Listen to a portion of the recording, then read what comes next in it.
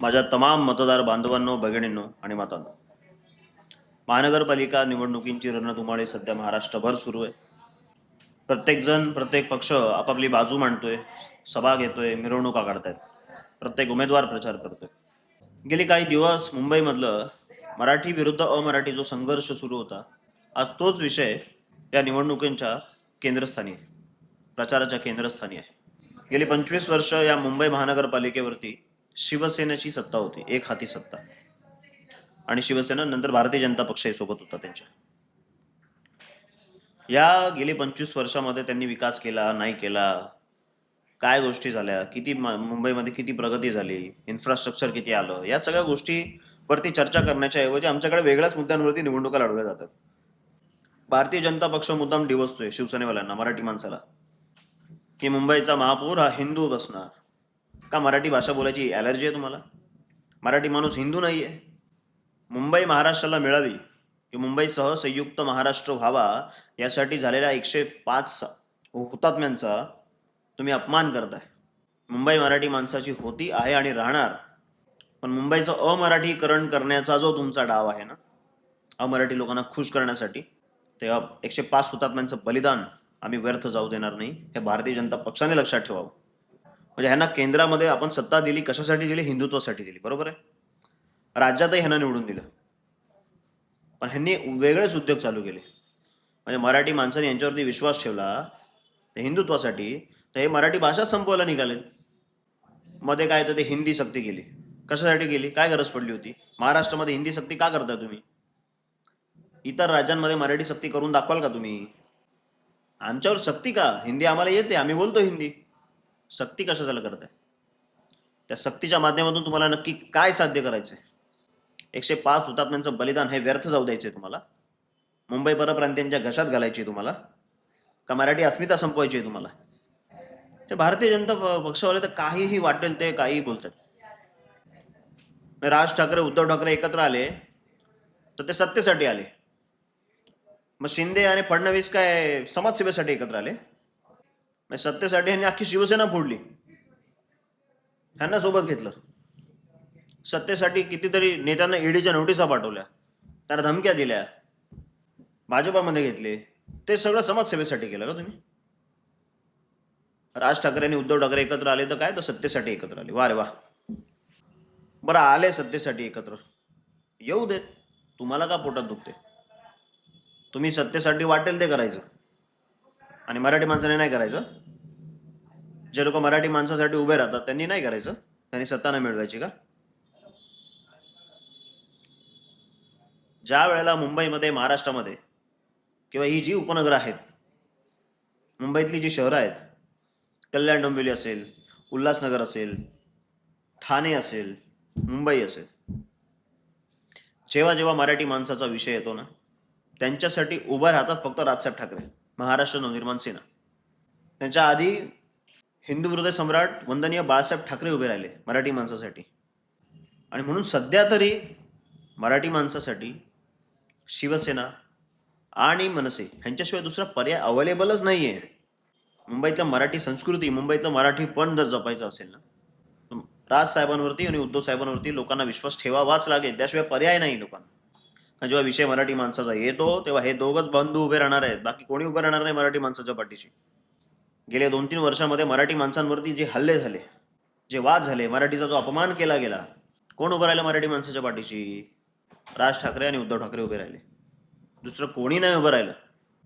ही सत्य परिस्थिती आहे. हे भारतीय जनता पक्षाचे आता प्रचारासाठी रिक्षा फिरतात भोंगे लावून. निवडणूक महाराष्ट्रातली आणि प्रचार भोजपुरी गाण्यांवरती. काय परिस्थिती करून ठेवली महाराष्ट्रातली? तुम्ही भोजपुरी गाण्यांवरती प्रचार करताय का? महाराष्ट्राचा काय UP बिहार करायचं आहे तुम्हाला? ते भारतीय जनता पक्ष वाटेल त्या थराला जाते. हिंदुत्वासाठी आम्ही तुम्हाला सपोर्ट केला, तुम्ही आमची भाषा संपवायला निघाला. महाराष्ट्रात तुकडे करायचे त्या लोकांना म्हणे. खुल्या मराठी माणसाचा अपमान करतायत आणि आमचेच मराठी लोक बीजेपी करतायत. बसवलं ना केंद्रात त्यांना, मग राज्यात प्रादेशिक पक्षांना बसू देत की सत्तेवर. राज्याची अस्मिता कोणी सांभाळायची? बाळासाहेब ठाकरे बोलायचे की हिंदुस्थानामध्ये आम्ही हिंदू आहोत, पण महाराष्ट्रामध्ये आम्ही मराठी आहोत. देशामध्ये हिंदुत्व आम्ही जपणार, महाराष्ट्रामध्ये आमची मराठी अस्मिता आम्ही जपणार. भारतीय जनता पक्षावाले बोलत आहेत की मुंबईचा महापौर हिंदू बसणार म्हणे. का मराठी शब्द बोलायला का तुम्हाला अडचण आहे? मराठी का नाही बसणार? मराठी माणूस काय हिंदू नाहीये? गुजरातमध्ये जाऊन करून दाखवा असं सगळं, की गुजरातचा महापौर हिंदू होणार. गुजराती माणसाला तुम्ही डावला, चालेल तसं? नरेंद्र मोदींना पटेल ही गोष्ट? नाही पटणार ना.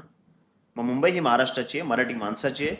इकडचा जो महापौर बसेल तो फक्त आणि फक्त मराठी बसेल, की काळ्या दगड्यावरची भगवी रेष आहे. आणि इतर कोणाला जर समजा महापौर बसवला तर त्याचे परिणाम काय होतील हे भारतीय जनता पक्षाने तो विचार पण नाही करू शकत. भारतीय जनता पक्ष त्याचे काय परिणाम होतील. महाराष्ट्रातून तुमचा सुपडा साफ केल्याशिवाय आम्ही राहणार नाही, एवढं लक्षात ठेवावं. आदरणीय हिंदू हृदय सम्राट वंदनीय बाळासाहेब ठाकरेंमुळे तुम्हाला महाराष्ट्रामध्ये जागा मिळाली. त्याचं कोण विचारत होतं तुम्हाला भारतीय जनता पक्षाला महाराष्ट्रामध्ये? कोणी मोठं केलं तुम्हाला? बाळासाहेबांमुळे तुम्हाला महाराष्ट्राच्या राजकारणामध्ये ना प्रवेश मिळाला, एवढं लक्षात ठेवा तुम्ही. आज नरेंद्र मोदी तुम्ही जे करतायत ना, नरेंद्र मोदींचं राजकीय भवितव्य वाचवलंय बाळासाहेब ठाकरेंनी. त्याच बाळासाहेबांच्या मुलाचा पक्ष, म्हणजे त्या बाळासाहेबांचा पक्ष तुम्ही फोडला. तुम्हाला लाजा कशा वाटत नाही रे? बाळासाहेबांचा पक्ष त्याला तुम्ही फोडताय. उद्धव ठाकरेंचं चुकलं, मान्य आहे सगळ्यांना, की उद्धव ठाकरे काँग्रेससोबत गेले. ही गोष्ट बाळासाहेबांनाही पटली नसती. पण जर ह्यांच्यामध्ये जर धमक होती ना, स्वतःचा वेगळा पक्ष स्थापन करायचा होता. त्यांचा पक्ष का फोडलात?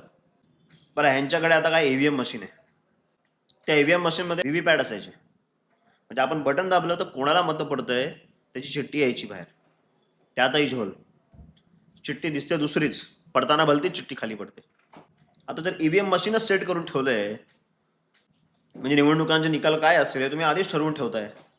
मग ही कसली लोकशाही आहे? ह्याला लोकशाही म्हणायची? मग लोकांनी रांगेत उभं राहायचं, मतदान करायचं, आणि तुम्ही निकाल आधीच लावून ठेवणार, तुमच्या मनाप्रमाणे निकाल लावणार. हा लोकांचा अपमान करताय तुम्ही. महानगरपालिकेच्या निवडणूक होण्याच्या आधीच बिनविरोध निवडून आले त्यांचे उमेदवार, 60-70 उमेदवार काहीतरी बिनविरोध. विरोधकांवरती दडपशाही करणं, त्यांना पैसे वाटणं, पैसे देऊन खाली बसवणं, पैसे देऊन नाही ऐकलं तर मग त्यांना धमक्या देणं, या सगळे प्रकार यांनी सुरू केले जातात. पण मला एक गोष्ट कळत नाही, ठीक आहे तुझ्या प्रतिस्पर्धी नाहीये, पण मशीनमध्ये ना नोटा नावाचं बटन असतं, त्याचं काय? लोकांचा मतदानाचा अधिकार का तुम्ही काढून घेताय? समजा लोकांना तो उमेदवार पसंत नाहीये, लोक नोटाचं बटन दाबतील. तुम्ही कोण लागून गेले डिक्लेअर करणारे का हा बिनविरोध आहे, हा विजेता? लोक ठरवतील ना. ही लोकशाही आहे ना. मग लोकशाहीमध्ये लोकांना ठरवू द्या कोण जिंकणार आणि कोण हारणार. लोकांना जर तो उमेदवार पसंत नसेल, लोक नोटाचं बटन दाबून बाहेर येतील.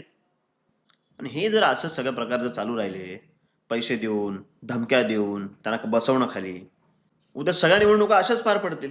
यांच्या विरोधातच कोणी उभं राहायचं नाही का? मग पैसे देऊन, धमक्या देऊन खाली बसवायचं प्रत्येकाला. बरं, ज्याच्याकडे पैसा नाही तो बिचारा तर निवडणुकीला उभाच राहत नाही. हल्ली ह्यांनी आणलं पॅनल सिस्टम. पूर्वी एक नगरसेवक एक वॉर्ड, एक वॉर्ड एक नगरसेवक, अशी पद्धत होती.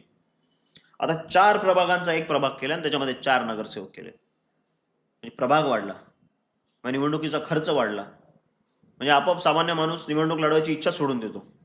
तेच यांना हवंय. धनदांडग्यांची निवडणूक झाली आहे फक्त ही. ज्यांच्याकडे पैसा आहे, करोडो रुपये पडलेत ना, फक्त त्यांनी निवडणुकीला उभे राहा. सामान्य माणसाला कोणीही विचारत नाही. प्रचाराचा खर्च कमी असतो, पॅम्पलेटचा खर्च, झेंड्यांचा खर्च, अजून काय काय खर्च बराच असतो निवडणुकीमध्ये. तुम्ही कोणाला विचारून हे सगळं ठरवता की एक प्रभाग एक नगरसेवक नाही पाहिजे आम्हाला, 4 प्रभागांचा एक प्रभाग झाला पाहिजे, 4 नगरसेवक झाले पाहिजे? आमदारकीला करून दाखवा. असं आहे हिंमत तुमच्यामध्ये? कुठे वोटिंग मशीन हँग होते, कुठे उमेदवारांनाच माघार घ्यायला लावतायत. काय चाललंय? काय कुठं म्हणजे नक्की काय करायचं काय तुम्हाला? हुकुमशाही आणायची आहे देशावरती?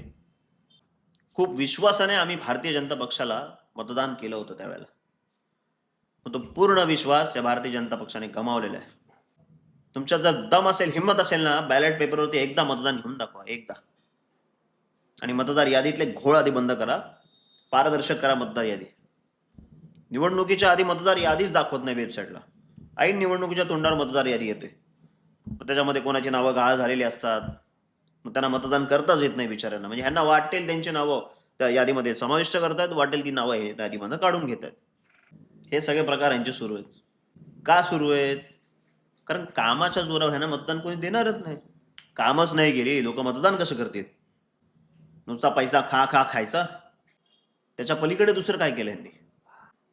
एकनाथ शिंदे चांगला माणूस आहे, त्यांनाही दडपशाही करून तुम्ही इकडे आणलात. पक्ष फोडायला मजबूर केलं. कुठे फेडाल ही पाप?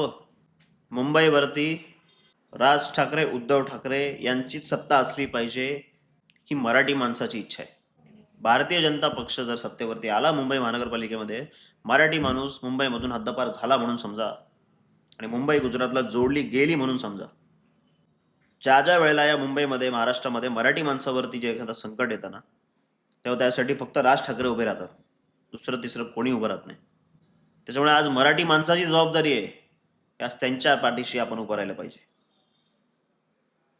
त्यांना मतदान केलं पाहिजे. मुंबईचं मराठी पण जर जपायचं असेल ना, भारतीय जनता पक्षाच्या आमिषाला बळी पडू नका. जिथे रेल्वे इंजिन असेल, जिथे मशाल असेल, ती बटन दाबा आणि त्यांना प्रचंड बहुमताने ठाकरे बंधूंना विजयी करा, असं आवाहन करण्यासाठी मी आज हा व्हिडिओ बनवतोय. असं मी आवाहन आज सर्वांना करतोय, एक नम्र विनंती करतोय, मराठी म्हणून विनंती करतोय. जय हिंद, जय महाराष्ट्र, जय शिवराय.